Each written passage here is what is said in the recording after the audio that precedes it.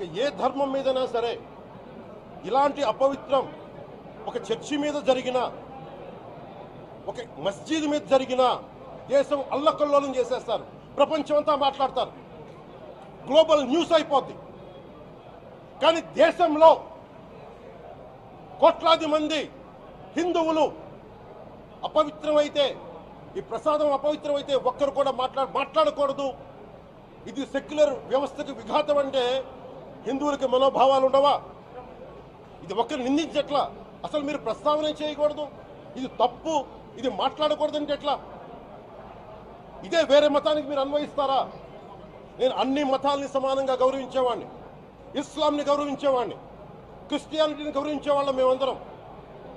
సనాతన ధర్మం అని మొత్తుకుంటున్నాం. దేనికి సనాతన ధర్మం అంటే?